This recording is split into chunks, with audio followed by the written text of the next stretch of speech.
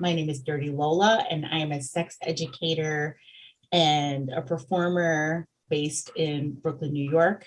I've been doing this work for about a decade. We're almost hitting the 10-year mark. I have many jobs that fit under this umbrella. I work in a sex shop a few days a week. I've been there for 8 years. It's a little shop called Chag. I'm the creative director of the Spectrum Journal, which is an online magazine offshoot of the Spectrum Boutique that's run by Zoe Ligon. And I do talks and classes and I do so many different things. But it all fits nicely under the umbrella of sex educator or sex edutainer. Edutainer, I love that. Yeah, because a lot of what I do is I'm trying to teach through entertaining folks, because I feel like it sticks and it pulls people in when they're like, oh, yeah, this will be fun. And they don't think I'm learning something. So. Right. Yeah. Absolutely. That's the best way to learn too, especially with subjects that can get a little like sticky. I don't mean actually sticky, but like uncomfortable. And you Right. were also recently in a Netflix special, right? I was, yes. So I was one of the experts on Principles of Pleasure on Netflix. That's still on Netflix, so please go watch it. It's 3 wonderful episodes about our body, our mind, and relationships, and it's better than what I imagined. And I kept telling people that, like, I was surprised because we didn't see any of this. Like, we filmed it during 2020. So they contacted me at the beginning, like literally a week into lockdown. They contacted me about possibly being part of the project. Production completely changed, and they got back in touch with me to do another like kind of interview tryout thing. And then they got in touch with me and they were like, we want you to do this. We don't know when we're going to be able to do this, because production wasn't back yet. And then production came back in like, I think they started letting people film and do things like November, December. So we were lining up to do something in December and it didn't happen. So it was like all of these things. And finally, when they got it lined up, I had to get, everything was over Zoom. All the like trying to figure out what to wear and talking about things. And we had to do like a COVID test before we went on set. None of us got to be together. So I didn't film with anybody else. It was just me and the crew on set. We had a COVID compliance officer. Like there was all this protocol to follow. It was bananas. So we were filming this in like a vacuum. Like I had no idea what other people, because at the time they were still trying to figure out everybody who was going to film. So I didn't know who else was filming. I didn't know a lot. Like they had like the vision, but it was still just like, here, I did my bit. And then I didn't hear from them. Oh my God. Oh my God. Like I think we got like an email in 2021. I got an email like maybe 6 months later asking how I wanted to be listed. So like my card, like under my name. And then we all got an email like in 2021 that they were editing it. Oh my God, it's underway. No. And so when it came out, like we didn't even know. I mean, we found out a month before. So we found out in February that it was getting launched March 22nd. Fantastic. I mean, given a heads up that's overrated. Who needs it, right? Who needs it to be told plain in advance? So my first time watching it was with everybody else. I hadn't really seen it. And I did watch it alone. I had a viewing party, but I did watch it alone before, because I wanted to be able to like watch it. And I remember if I blacked out, like I told my friends when I was watching with them, I'm like, I don't even remember this. I watched this already, but I don't remember anything, because I like blacked out while I was watching, because I was like, oh my God, that's me. It's me.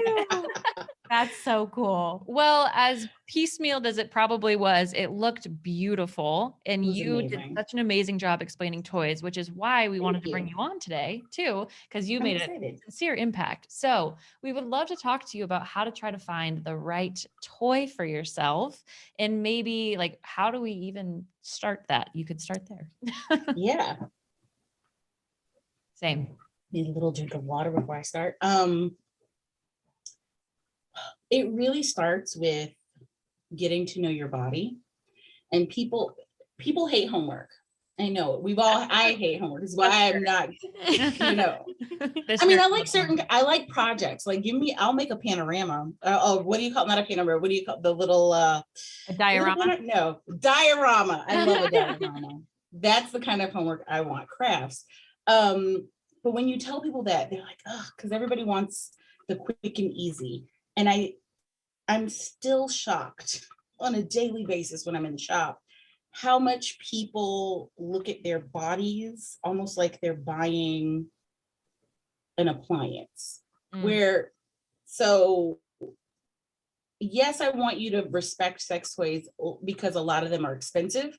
They have warranties, they're mechanical, things that you need to clean a certain way and take care of. I do want you to shop on that end of things for quality like you would any other product. But when you're buying it for yourself, you have to realize like it's a little bit more of like, well, what do you like? Like I could ask you like, what kind of fridge do you have? I love your fridge. What kind of fridge do you have? And like get your things. And that would be a thing because fridges treat food the same way. It's gonna have bells and whistles, but people don't think about like all the things that about your body that might make that thing not work for you. So it's little things. It's how do you orgasm? That's usually after I ask price point, I'm like, how do you orgasm? Are you an internal person? Are you an external person? Do you need both at the same time? Are you looking for a motor? Like, are you a person who likes manual stimulation and you're trying to find a way to make that easier? Have you never thought about that? Some people just come in and they immediately look for a dildo because everybody thinks that sex, like penetration, is the way. Even though, and they'll be like, I've never had an orgasm through penetrative sex, but they'll come in and look for a dildo. And I'm like, why are you going to do the same thing you've been doing? That's actually such a good point. Yeah. That's so funny. Yeah.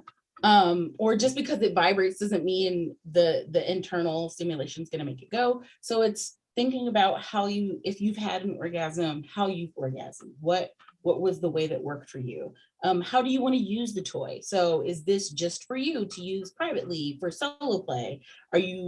Do you want something you can bring into the bedroom? Because there are things that will work really well. I mean, I always say everything can be a couple's toy because we need to get used to having our partners wield our toys during play and help us.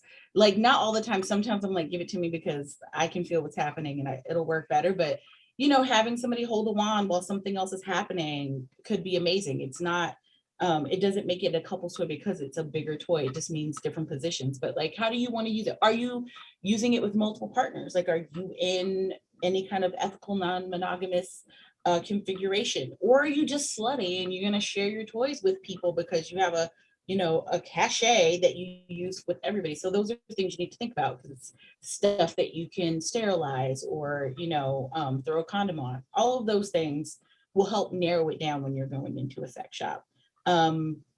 Some extra credit is like, do you know what kind of stimulation you like?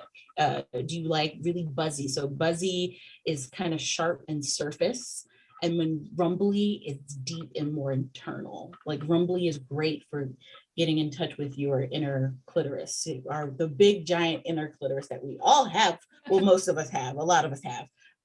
So those are things to think about. And people might not know that yet, but it's something that like when you buy your first toy to pay attention to, or if you have a toy at home and you never thought about it, and you're like, oh, let me go home and see if this is something, because it might be that you don't like those kinds. For the longest time, I thought I was a buzzy girl. I didn't think I was into rumbly. I always thought rumbly was like low frequency and not strong enough. And then I got a rechargeable magic wand and I was like, hello, friend. Hello, you are amazing. And the original magic wand that plugged into the wall was very buzzy, very high frequency, because it only has 2 settings, fucking or fuck. The rechargeable has like 4 speeds and some patterns, and it turns off after 25 minutes. So if you fall asleep after you come, it'll be fine. It'll turn off by itself. That actually sounds really nice. Yeah. Yeah. Kind of just nestle in. It's like a sleep timer on a TV. Yeah. When you're like, that's what it is. Because that's when I tend to use it. It turns off by itself. Or sometimes when I'm procrastinating myself, I'm like, oh man, it's been 25 minutes because it'll just stop. And I'm like, oh, I've been doing this for that's like a whole TV show. Yeah, we need to get going. Yeah, right. You're like, I've really been doing this. So thinking about all those things, and really thinking about what you want to get out of it, right? So if you decide you want internal and external, that opens up that's a category. So that's usually like rabbit style, right? And there's like a couple other things that don't quite fit rabbit, but that could also give you internal and external, but it'll help narrow it down. And then even once you're narrowed down into that category, there might be 15 different rabbits on the shelf and they are all different. And they all have they not only do they look different, they have different price points for a reason, and they have different attributes. And so when you're in a shop, utilize the people that work there, especially, I will say some of the, like in New York, if you're like in some of the shops in the Village and places like that, like no shade, they all have their places. Where I bought my first vibrator ever was a shop in the Village after a night of drinking. But their staff isn't usually trained on like how they work and how the toys work with your anatomy. They can tell you like what's on the box, which again, no shade, but you could read that as well. So going to a place where they can actually talk to you about it and go, here are 5 different rabbits. Here's why each one might work for you. So like one rabbit toys, people don't think about it, but your vaginal opening and your clitoris is not the same distance apart on everyone's body. I did not. That is such a good point. It's like everybody would it be? Yeah. But like well, everybody's vulva is a different shape. Mm-hmm. Everybody has a different configuration of inner and outer labia. Like I have almost non-existent inner labia. I don't have to worry about it getting in the way. My outer labia are a giant puffy pillow. She engulfs everything. So I know what things work for me and don't work, and other people, like you have other things to kind of contend with. If you have a smaller or a larger clit, like all of those things are different. But when you're using like a toy that's giving you internal and external, if it's a toy that has a stiff, non-flexible shaft and your clit is just a little bit further up than, let's say, average, that little nub that's supposed to touch your clit might not land on it the way you need it to. Mm-hmm. And that can make you feel broken. Right? If you don't talk to anybody else about it, if your friend goes, this is a toy, and you get home and it doesn't fit your body, you're like, what's wrong with me? I'm made funny. I don't want to talk to anybody about it. Like if I ask somebody, I'm going to be embarrassed. And the thing is, you might talk to 5 people and they all say the same thing, that it works for them. It doesn't mean that there's not also 5 other people where it doesn't work for them. You're just not talking to those people.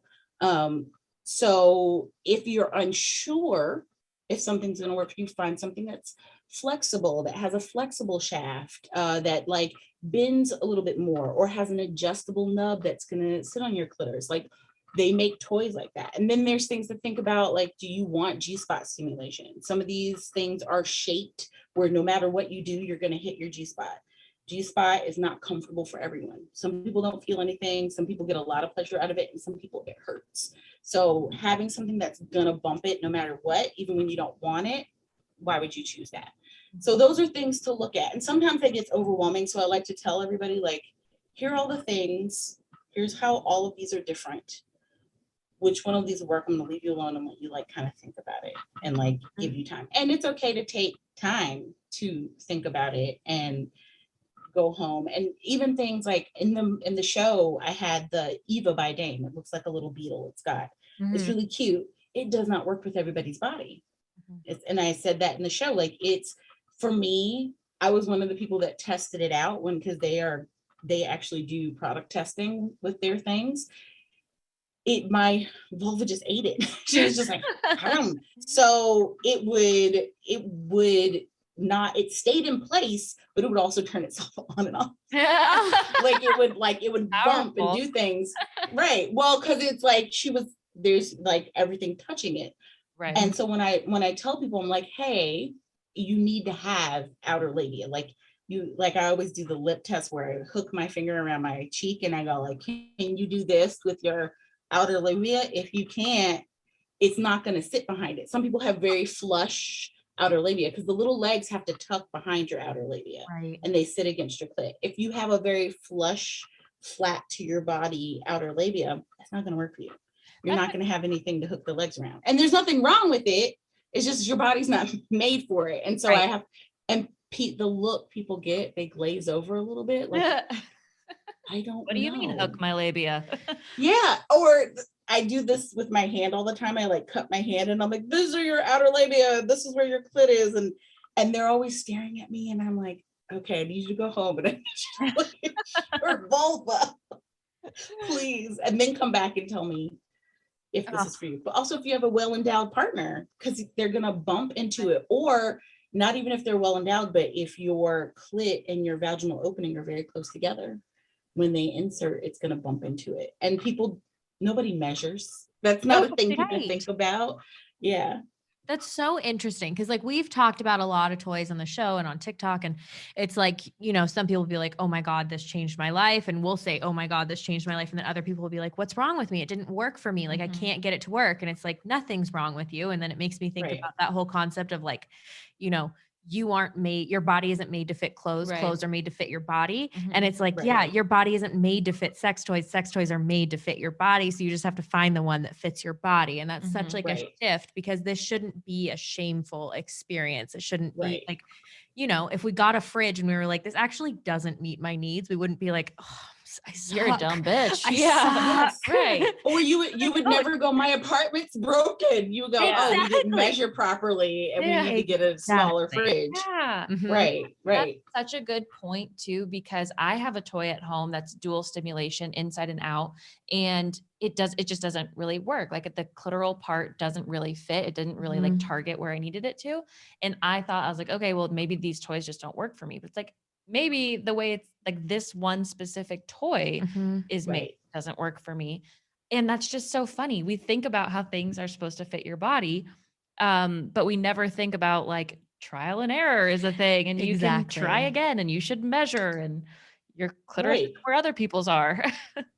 or like an eye it, right? There's no real way to measure, but like thinking about it, and like I know the specs. I know that I have a very narrow vaginal, canal. And so certain things of a certain width are either not going to do it or only going to go or going to go in when I'm super warmed up and I'm going to regret it later. I'm a 2 to 3 finger girl, and 4 fingers. The next day my vag is like, why? We don't do this. Why you get excited and you do these things and I pay for it the next day. And so, I've learned about my body over time and like what works for me. I own a lot of different things, but my main go-to are wands, because wands have a lot of power. I own like 4 different wands right now, because I have different sizes that can travel and different things, because I know they work for me. And the air pulse toys, like all the womanizers, satisfiers, the rose, all those things are air pulse toys. That was surprising for me that worked for me. I was like, oh no, I need a lot of power. And I fell off my bed the first time I used one. So that's become my other toy. Like I have a couple things that I know really work for my body. And when things come out, I get stuff to test, and I'm usually right that it won't. And some things I'm just like, this is great. This is going to be great for somebody else. I'm good. It's not going to work for me. Let me give this away to somebody who this will work for. Yeah. Well, you mentioned how people aren't necessarily measuring, but like, could we use our hands to measure? Because I could like use my finger and be like, oh, this is kind of this distance like apart. And then when you're in the store, you kind of measure. Yeah. Measure. Yeah. You could think about that. I mean, and like when it comes to like buying a rabbit toy, like it's kind of like if you touch your clit, how many notches on your finger till you touch. But the thing is measuring, like, can the toy, if it's inserted, because this is the stem and this would be the part. So once it's in, where is that going to land? Like how long is that nub? So looking at those things, because if it's a really short nub, you'd be like, oh yeah, no, I need a little bit more length for that. Or if it's really flexible base, you're like, oh, this would work because I can bend it up. It's gonna work. It's gonna work perfectly for me. Or I like to tell people, buy a cheaper version of something. So like Layla was a luxury brand, Dame is a luxury brand. They're really lovely toys. They're expensive. And Layla is expensive for a reason. They've been around forever. They have a 10-year warranty, like a 10-year partial warranty on their toys. They have a 1-year full warranty. Like they are usually on the cutting edge of tech. You know, they have like a lot going for them. The design, there's a lot that goes into them. But I would never, for somebody's first toy, never, because they're like $200. The cheapest one is maybe 60 and it's really small and it's like one of the like little things. And I'm like, that's not a toy you send your friend who's never bought a toy to buy, because they're going to sink $200 and there's 50-50. It's either going to be great or they're going to have a $200 paperweight and they'll never trust you again. Yeah. They're never going to buy another sex toy. And the story's going to be that sex toys don't work for them because that one thing that cost them $200 don't work for them. So I tell people all the time, find something of a similar shape, maybe of a style, because you can always upgrade. You can try something out. There's so many mid-range price toys now. Like we've entered an era where silicone has come down in price, so that silicone coated toys are just not as expensive as they used to be. Rechargeable toys, you can get a $25 rechargeable bullet now. Like that was never something you could do back in the day. So there's so much out there now, and it's not going to last you forever, but it'll last you long enough to play around with it. Do I like bullets? Do I like this buzzy sensation? And then you can come in and go, well, you know what? I tried this. It worked, or it didn't work, or I didn't like it, or whatever, because now you have data. It's science. People say my approach, they're like, you're very scientific, because it is science. It's wellness and it's science, and it's, you're learning about your body, you're collecting data. It's why I tell people masturbation is super important, because you're collecting data. You're learning about yourself, you're learning about your body, you're learning about your brain, you're learning about all these things. And when people say they don't masturbate, I'm like, how are you telling your partner anything about you if you don't know how you work? Right. And if you only know how you work with people, other people, bless you, because have they been okay? Like, have you found somebody who can try things out? And that's a thing that I've learned as well. Like, I used to be this cocky person that was like, I can make anybody come. I'm so great at blowjobs. I'm great at blowjobs. I'm not great for everybody's dick. Like, my blowjobs don't work for everyone, because you know what? We all bodies are different, including penises. They don't all like the same things. So I tell people that, like, you have to, just because you're great at sex with somebody, you might not be great with someone else. And so that goes for people who we have sex with, like having sex with somebody and you're not having a great time, but you're also not masturbating. Like, how can you communicate what you need? Right. Exactly.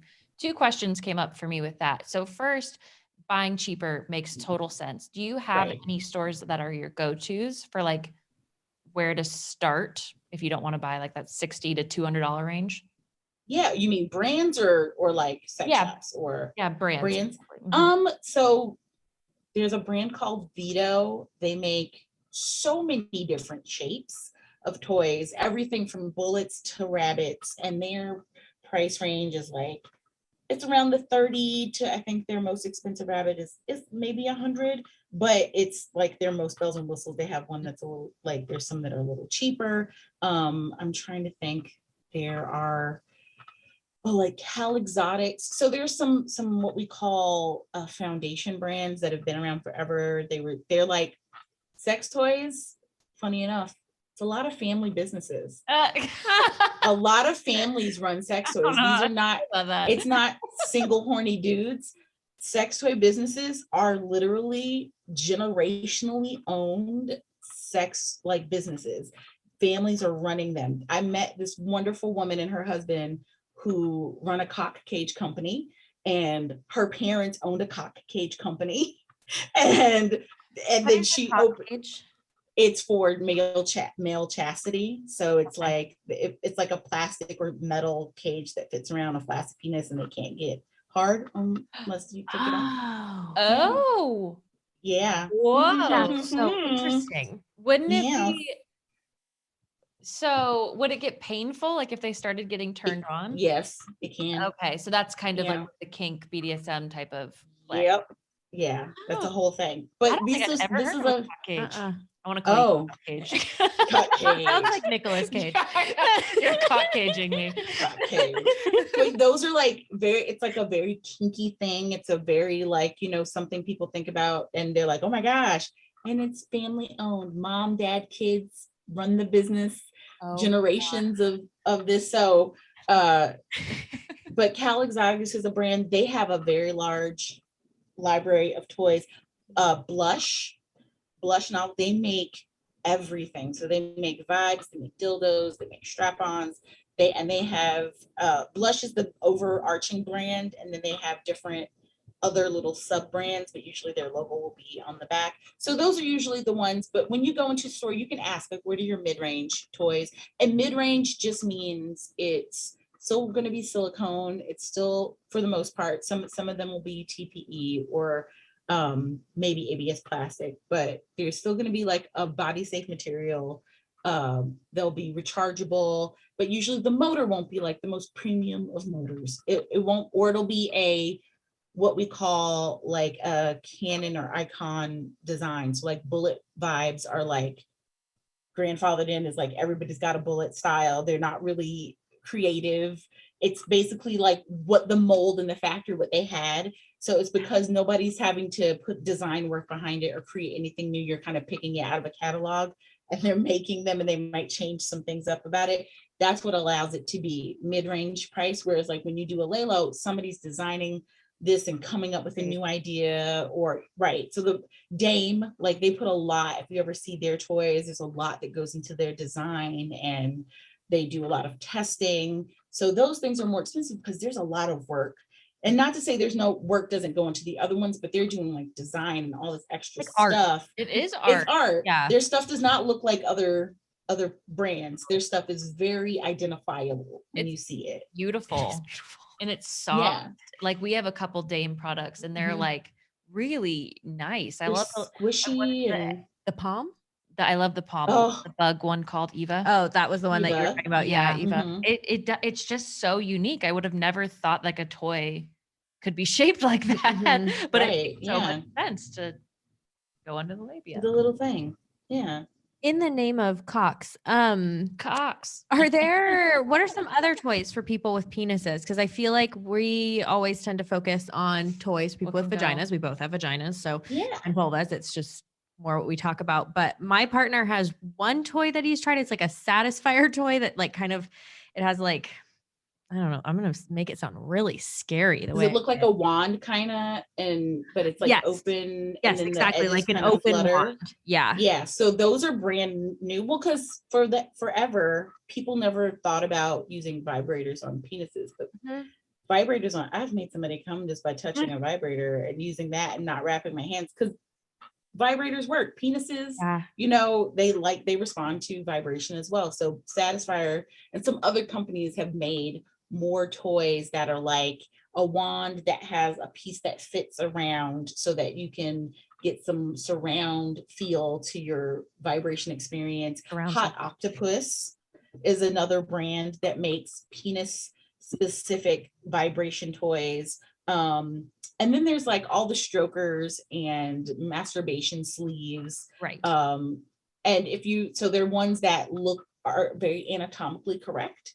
And then, you know, those are like your fleshlights and things like that. And then there are ones that just are like holes that have different texture inside, but it's like a nondescript hole. It's just like a soft squishy thing with two different holes. Yeah.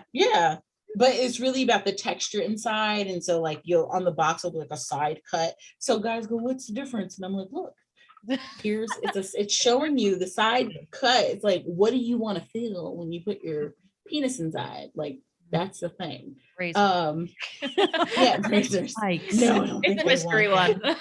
You have to stick your dick into Weird. these. Yeah. Surprise, like Halloween. Things. It's like, Yeah. like a Freddy Krueger. That's a horror. That's a horror moment. Yeah, I don't know why my brain went there and not something more pleasurable, but hey, I don't have a dick, so I don't care. And then there's cock rings. Right. Right. And there's vibrating cock rings can be used as a free hands-free vibrator for a partner with a vulva, but you can also turn it upside down and wear it during masturbation, and you get like ball or perineum stimulation depending on the shape. You can use it to give blowjobs, so they can get ball stimulation while it's on, and then you can give a blowjob, and they can get a blowjob or a hand job. There's like all those wonderful things. Some questions I had about cock rings. So I've tried using it once with my partner, and I detailed it on this podcast, so you can listen to that episode. But are some people just too big, or like, do they so much I don't want to know about Jurgen? Unfortunately, her and my partner are very close. But does the wearer need to be into constriction? Like, because it didn't go well, and he got they have. So did you bought like a stretchy one? Yeah, I'm assuming, and a vibrating one. Yeah. Okay, so when you're picking it out, a stretchy one, you want one with a lot of stretch, especially if it's a person who's never used it before. But the point is constriction. So it's supposed to go around the shaft and the balls, and it's supposed to constrict blood flow so that they feel more sensitive. It traps the blood flow, so it makes them feel a bit girthier. And then when they ejaculate, they get like 5 to 10 minutes for workable hard on. That's the whole point, because the blood flow is trapped. So it won't be like as rock hard as it was before ejaculation, but it's not going to go completely down. For bigger folks, they make some bigger models that are a little bit bigger, a little thicker, so that they're not cutting into it. Like we have one that's almost looks like a donut. It's like a stretchy donut. So it's like rounded instead of like, we have one that's a flat band, and it's super stretchy, but then there's the donut. There's different sizes, and sometimes people buy ones that are like just going to be way too small when they're putting on. And then, but you also have to think about it. There's also solid cock rings, and people pick them up, and I'm like, have you ever used a cock ring? Because and this is where when your teacher said you were going to be using math in the real world, buying a solid cock ring is a moment you have to learn how to, because you have to know the circumference of your dick. This is the only time you will need math after college, and I'm telling you this. You need to learn the circumference of I tell people that all the time. I'm like, do you know how to find the circumference? You know, like the diameter, and you gotta like measure it. Thing. You have to like measure. No, it's like your diameter, because then you have to buy the ring that's gonna fit, and you have to measure it, and then you find the one that's within that measure, the window of that measurement, because it doesn't stretch, and there's like a very specific way you put it on. But yeah, again, those are ones that they make so many. And so going in and kind of looking, and not just going for the cheapest one. Like people always pick up, when it comes to dicks, I feel bad sometimes, because I'm like, dicks are varied. I know we're kind of taught that like all dicks are the same, but dicks are so varied. There's different levels of sensitivity, if they're circumcised or not circumcised. You know, like everybody has different parts that they like touched or don't like touched. And there are going to be different things that work. And especially when it comes to like size and all those things. And they actually make a variety of things, but people always go for like the novelty, like it's a glitter ring. Ball machine. Hot pink glitter. Yeah. Mm-hmm. And we have those, but we literally have on it, it's just for fun. Like they're fun to put in bachelorette gifts. They're like $3. And we don't really want you to go home and have sex. Please don't. Yeah, I mean, and if you want to put it on and have a laugh and enjoy each other, like being like, haha, this is funny. But I was like, oh, those look like you would be sad after. But they're really, you know, yeah, there's kind of small. Yeah. So even if you don't know how to divide, find the circumference of a dick, and you will get far. That's the one skill you will need. Will do. I want to get a little bit more into vibrators and dildos. Do it. Specifically the ones that are like mainly penetrative. So dildos specifically, I think my question is like, what's the hype? It like for me specifically, like I guess I don't understand it because it doesn't vibrate, doesn't really do anything. It's like the in and out. I'm thinking of the ones that like suction onto the shower wall. How do you make that like pleasurable? Well, some people like penetration. Some people like fucking themselves and they love penetration.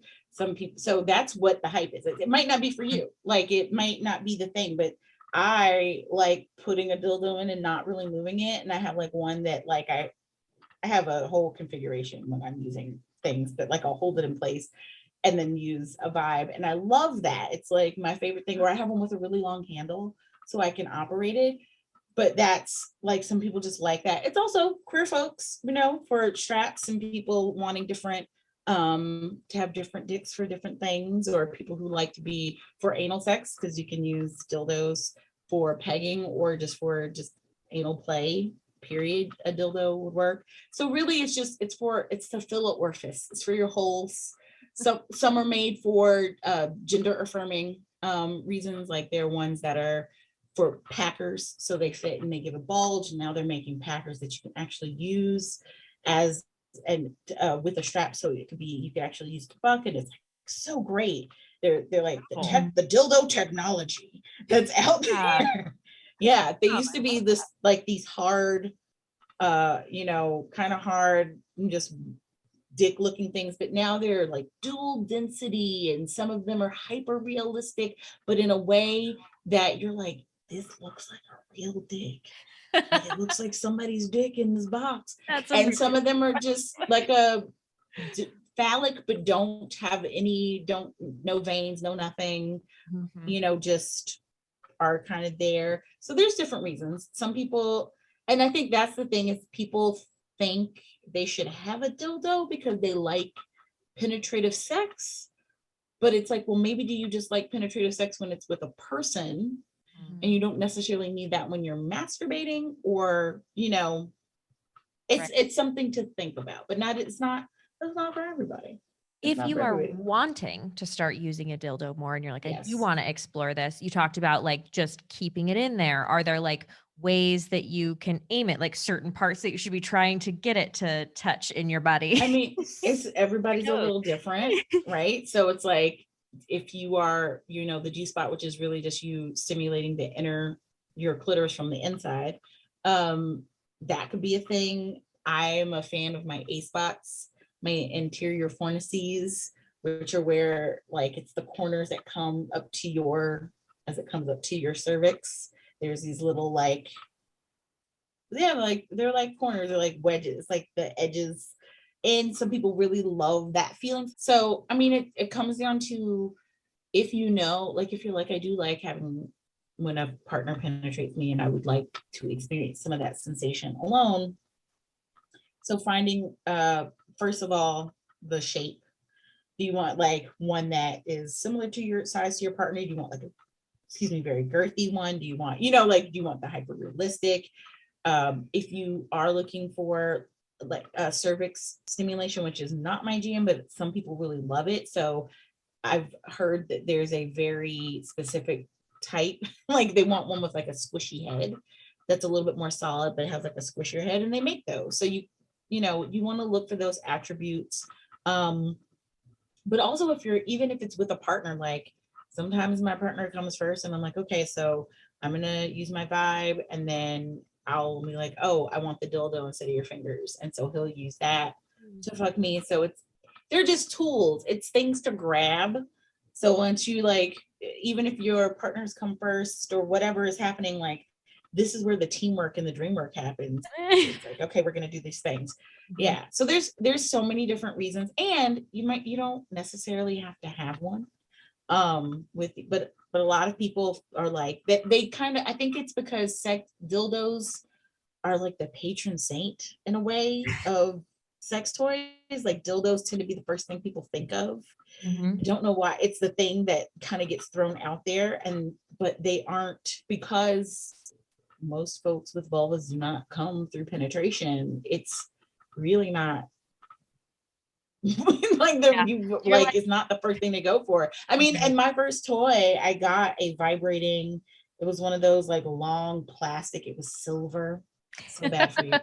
And it took D batteries and it had the dial at the bottom. And I bought it because I was like, oh, I need to penetrate myself, because I didn't get that wasn't going to make me come. And I remember trying it, not working, and finally just putting it on my clit. And then I was like, oh, okay. There it is. That's it. That's it. Right. I know, it's like you're investing in more work for yourself. If you are like, okay, now I need to also stimulate my clit when I'm doing this. So great. Right. I'm here now. But some people who, especially those who squirt, or I'm a babbling brook, like not everybody's like a projectile squirter, but if you like that kind of stimulation, like finding a dildo that has like the deep curve to it. I mean, there's also like metal toys. So like Enjoy and Wand both make amazing metal toys for penetration, and they're different shapes, and they have ridges and different curves, and they're made to be operated a certain way. So like the Pure Wand is a very popular toy by Enjoy, and it's because it has a very deep curve,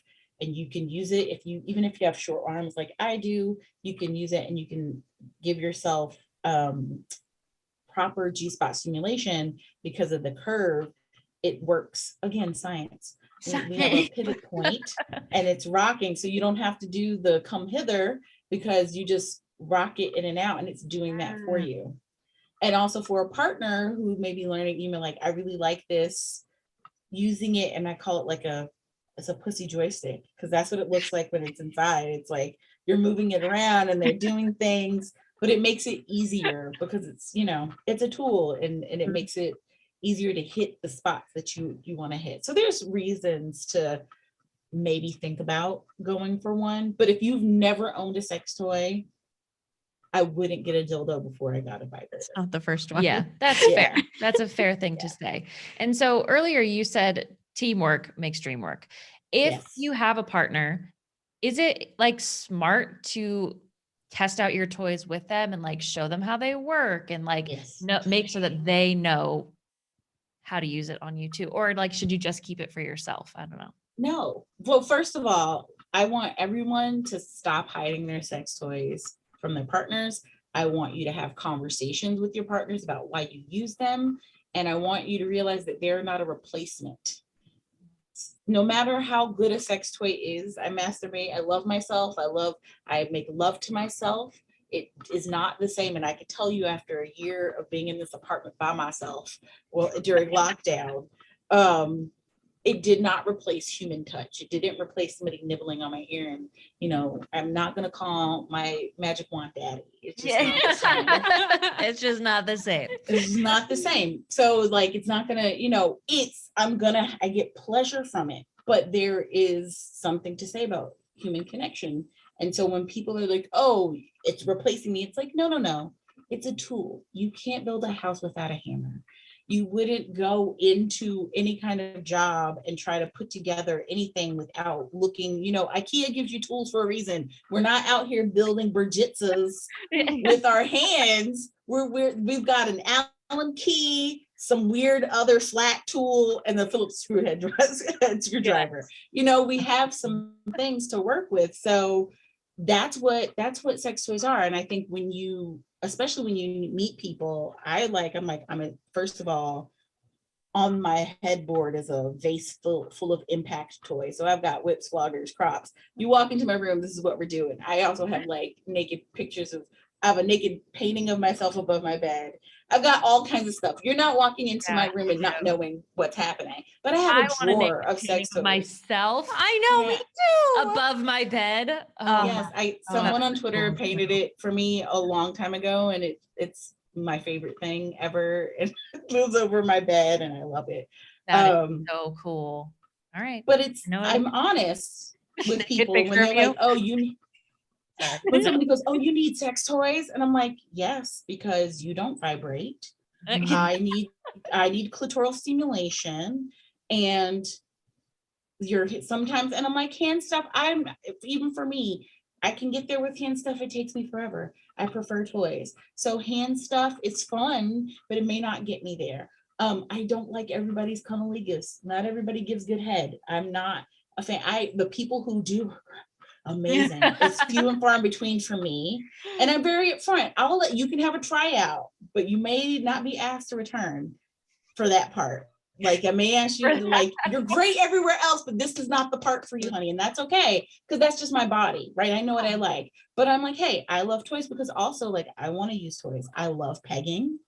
I have strap-ons. I have a multitude of sizes of dildos for you to choose from. I have different, Pick your own, yeah, I've got lots of great butt toys. So I have a lot of different things, and I let people know up front, this is how I usually like to come.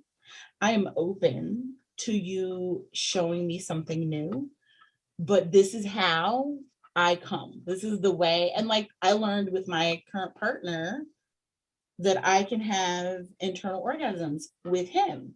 I've only had an internal orgasm with one other person.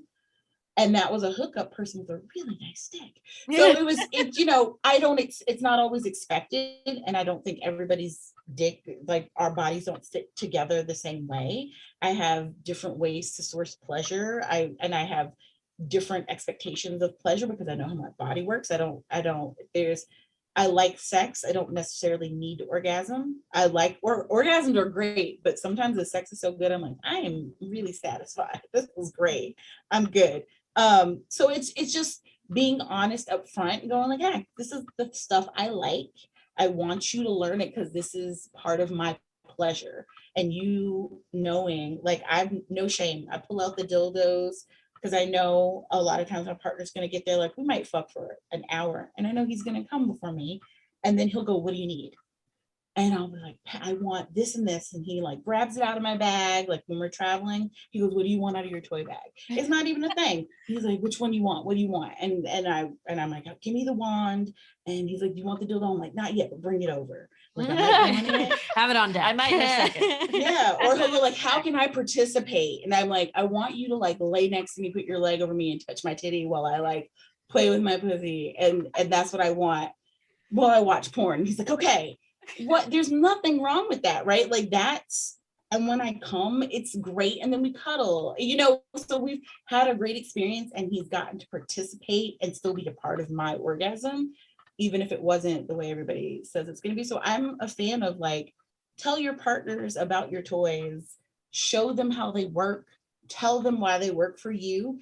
And you could talk about how you can incorporate them. Like a magic wand is not going to be great for missionary, but it's amazing for doggy because it's long and that's like, while you're being penetrated, you can get that wand action.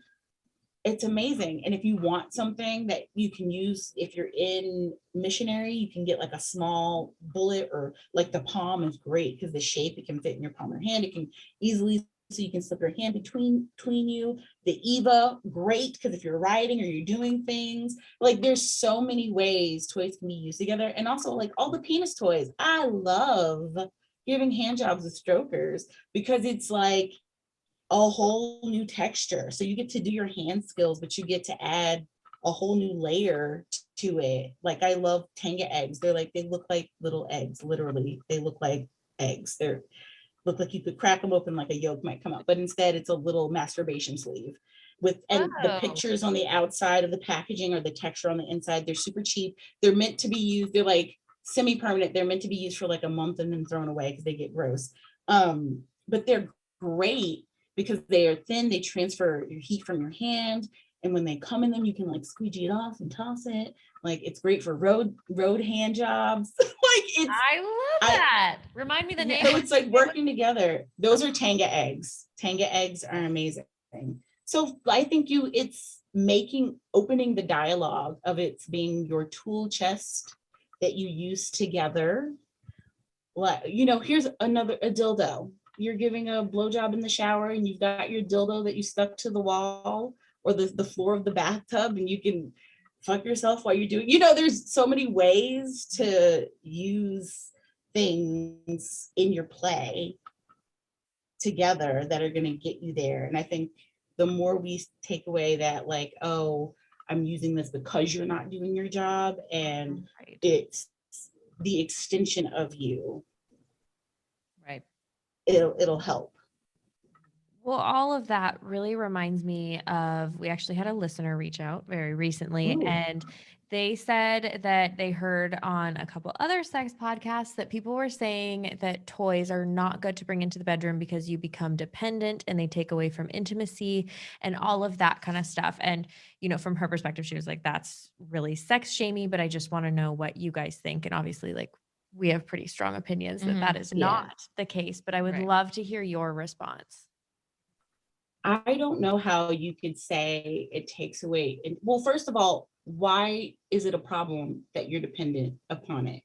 Why are you dependent upon a dick or a hand or a mouth to come? So you're dependent upon something. You have to be to have an orgasm. They don't spontaneously bubble from our bodies. If they did, there will be no babies.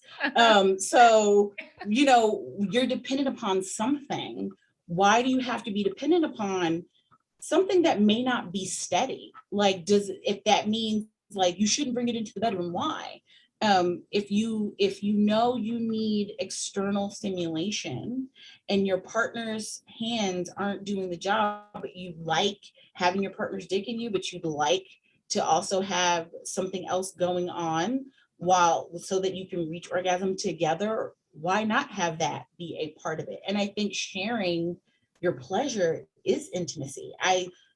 Masturbating for one another, being vulnerable and showing someone how you make yourself come and opening yourself up to being watched and looked at, being vulnerable enough to say, this is what helps me. I would like to show you how you could use this on me. It opens up dialogue, it's conversation. The best date nights, I love when people have date nights in the sex shop, when they come in and they walk around and they're giggling and they're holding hands and they're looking at things and you see, and they're like, what do you think? Oh, and they're looking and you're like, do you help? They're like, no, we're still looking. And then they come and they're like, okay, we have some questions. And they go and they buy the lube and they're like, we're going to try this and we're going to do this. And you know, they're going home with a bag full of toys. How is that not intimate? Like, it's the viewing of sex toys as if they're robotic beings, you know, that are somehow taking over. We're not talking about sex dolls. We're not talking about something that's a barrier.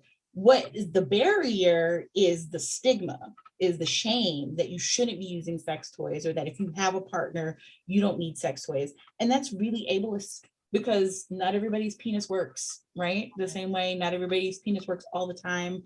Not even everybody's, you might be deeply, deeply in love with someone and your bodies don't fit together in a way that always works for you. And you're maybe trying to make it work. We hear that. I know you've heard that. I know I've heard that, where somebody's like, I love him and I've always had bigger partners and he's not as big and I'm struggling, but I want to find a way to make our sex life work.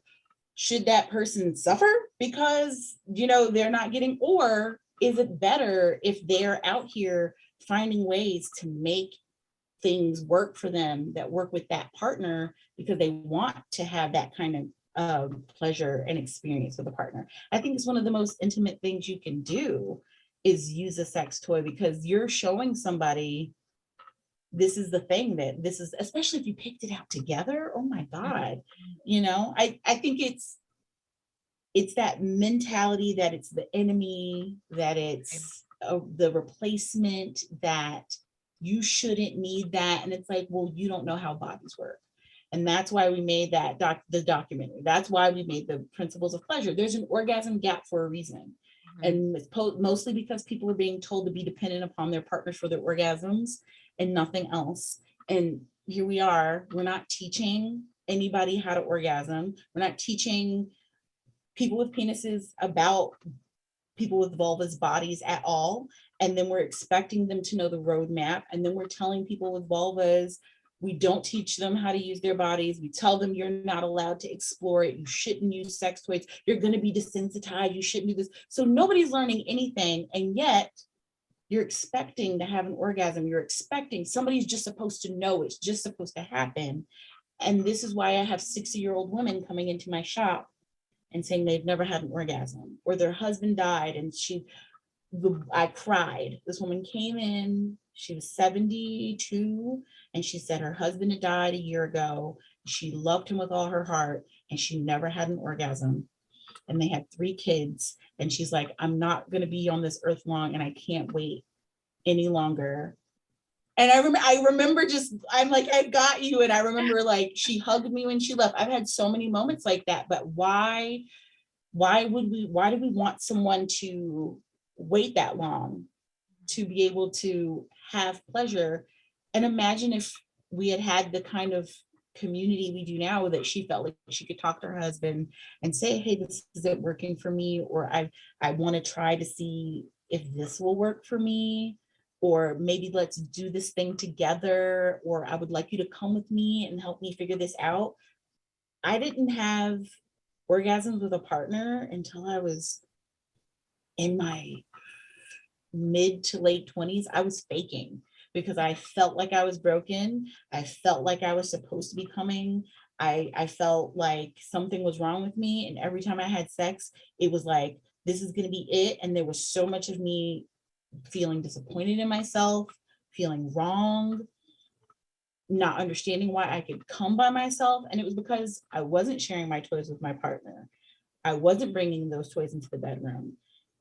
And finally, before we got married, I was like, hey, I need to tell you something. And it crushed him. It demolished him that I had been faking. But I was like, I need to tell you this now, because there's no way I can explore my pleasure without you knowing that I haven't been there, and I'm not blaming you. It's this needs to happen. And then I started bringing toys into the bedroom, and I was like, it changed. I was able to have orgasms with my partner during sex, after sex. I was able to like experience pleasure and not wait for him to leave the room, right, to have an orgasm, or to feel like I can only masturbate when he's not around. Like it changed things for me, being able to share that with my partner. Mm-hmm. Well, I feel like you about shut that question down. I mean, I had my opinion before this of like, of course, sex toys are amazing and, can still establish intimacy, but you opened up like 4 more layers of why sex toys can be amazing in a partnership and in the bedroom. And that is just, magnificent. I think to like wrap it all up, I guess maybe we just talk about the best way to clean and like store your toys. Like, how should we be putting them away? Or not so much, but just, sterilizing in a wet bag. Under the bed. Just close it up, wet, mildewy. So think about it's like, what material is it? Thankfully we've moved past where they still make jelly toys. They're few and far between. Toys with phthalates, you'll know because it smells like a shower curtain. If you're using those and you have the money to upgrade, do so. If you don't, slap a condom on them. There's debate about whether that really works, but until you can get something better, because those are chemicals and it's not great. So you want to find something that's like TPE, which is body safe, but you can't sterilize it, and then silicone, which is you can sterilize and take care of things. So if it's like a dildo, something that's not mechanical, you want to wash it with like mild soap. I love Dr. Bronner's. I dilute Dr. Bronner's is what I use I like it for different things, but I love it for sex toys. So, and I have like a cloth that I use, because I have, if you have like an old school magic wand that has like little grooves in the head, you really need to, or anything with like nooks and crannies. So you want to like really wash it down, let it dry. Sometimes I'll dry it. Sometimes I'll let them air dry, but you don't never want to put them away wet. If it's you've used it with a partner and you want to sterilize it, or maybe it's something that you share between vaginal and anal and you need to sterilize it, but before you use it, you can go vag to ass, but not ass to vag. And if you've used it in your butt, you need to sterilize it. Or if you've had like a UTI or a yeast infection, you need to sterilize your toy. So anything without a motor, you can boil. So like metal, silicone, TPE, you can't boil. You also can't sterilize it. It's porous. So metal, silicone, and Pyrex glass toys or borosilicate glass toys you can boil. If they're not either one of those glasses, they're too fragile and you can't boil them. So those are toys. And boiling is like, again, if you've had like a outbreak, if you have herpes, anything like that, and you've used your toys, you should sterilize them, or you've used it in your butt. Otherwise, I do a dildo boil like once a month if I've been using them. Yeah, you just like do a little dunk. A witch's brew. If you have like a motorized toy, same way you wash it. Some things are waterproof, some things are splash proof. You want to like read about that, but same, wash it with warm water, mild soap. You can't boil them because they have the motor. You can make like a bleach solution. It's like 1 part bleach to like 10 parts water. That could work. Or you can get like a UV cleaner, which a lot of people have gotten like the UV case. B-Vibe makes a UV toy bag. That's like, I think it's like $40, $50, not expensive. And it fits most like size. I think it's it might be like 10 inches. It fits. So you can just drop them in and you push the button like 2 cycles and it sterilizes it. Wow. So I use that for all my motorized toys. I even put my wand in there, even though the handle part sticks out, I at least can sterilize the head part. So that's a way to do it. And again, I tell people, don't freak out about, if you're only using your toys for masturbation, don't freak out about, sterilizing them. If you've washed them thoroughly, unless you've had like an infection and you're worried because you might, reinfect yourself, then maybe look into doing more measures. If you're somebody prone to UTIs, yeast infections, or herpes outbreaks, those are things you might want to do. But otherwise, just cleaning them, making sure they're dry when you put them away, and then keeping them. Toy bags are great if they're like in an area where things get dusty, or just throwing them in a drawer with other things, and they might, so they sell toy bags of all different sizes that you can put things in, just so you can, put it in there. Even if it's like a toy bag where you keep all your toys. I have an entire drawer. And so I have like I Marie Kondoed them, and I have like little boxes, like the rope is here, the dildos are here, the vibrators are here, all the things are here, the lubes are in this thing here. I corral everything. So just, keeping those different things, getting a dedicated toy case or a bag. They make all different sizes. Liberator makes these great bags that you can even put a little lock on. They're really cute.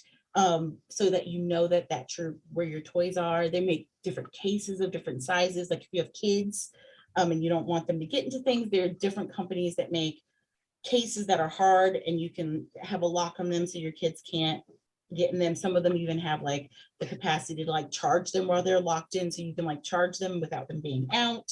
I totally would have found that if my parents, my mom wouldn't, but if she had a toy box under the bed, I would have. You would have found it. Yeah, you would have like house with it, chucking shit around. Yeah. Here's my thing, and then you want to temperature wise, if you are using like a TPE toy, something that's not silicone and it's like squishy, you want to be careful with temperature. So like if this is New York and everybody's got like a weird hot spot. Like I have a hot spot in my closet for some reason. It must be where a pipe runs. And sometimes I'm like, why is this dress hot? It's because so if I had toys there, that would be the awful place to keep it. You want to keep them in like a temperate place, especially if it's glass and it's not borosilicate or Pyrex, because drastic temperature changes can cause them to crack. You want to keep your if you are sure everything is silicone, they should be fine together. If you are not sure it's silicone, you might come back and things might be melty. So it's just keeping an eye on things, making sure you don't put them in the drawer after you use it. Some people will do that, and some people will just throw it in. If you're a person who is prone to just kind of throw your things across the room or just throw it in the drawer, invest in some toy wipes, some toy cleaner wipes, because at least I would still say before you use it to actually wash it. But if you're like, I don't want to get out of bed, I just wipe it down really good with the wipe, and you can at least put it away for the moment. But the next time you use it, you should wash it first. And when you get your toys out of their box, wash them, because they're coming from the factory. And so sometimes there's residue left from the packing process or the machining process. It could be, sometimes people get chemical burns and it's like a silicone toy and they think it's from the thing, and it's like something that happened in packaging or because it's coming out of a mold. There's a bunch of reasons. So I always tell people, when you get it home, wash it before you use it, just like you should do your panties. Really good. But Good though. I don't know. Excited, and I used it immediately. Yeah. So I've never washed it out of the package. Which, and you might be fine. Like there's going to be a ton of people who are like, I've never had a problem. And it's like, yes, but then there are the people that I know who have. Right. So it's just like, it's a good practice. You never have a problem until you have a problem. Until you do. So yeah. Be warned.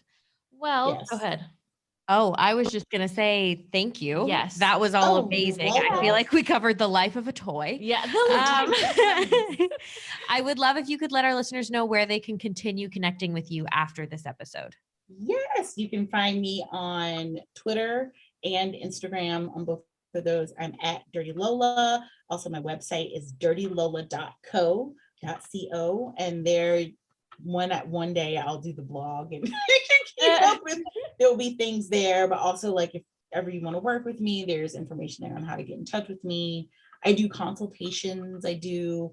I call it like I'm your sex friend, where we can just talk about sex and sex toys, and like I've been that friend for my friends. And so if you don't have that person you can talk to about things, I'm here. You can hire me to sit, and I've shopped online with people like, so they can go through. So just I'm here for those, because it's hard out there. And I will say, if you are somebody on a budget and you don't want to hire your own sex toy Sherpa, there are a lot of the, like Spectrum has, you can ask a question. Like if you're shopping, there's a customer service person who is a sex toy expert and blogger and will get back to you and be able to tell you about things if you have any questions. If you're like overseas listening to this, like Love Honey is amazing. And they're UK based, but they have a code on all of their products. So you can call and talk to a human and give them the code, and then they can talk to you about, so you're not going, it's silver and this. You give them the code and they can answer your questions about it. So there's a very human element to a lot of these things. And if you have a sex shop that you like even Shag, we tell people all the time, if you get home and you open the box and you're very confused, call us. Call and you can be like, oh, I bought this and I'm not sure, or I have a question. You can call and talk to your like local sex shop about these things. It's just gonna be creepy. But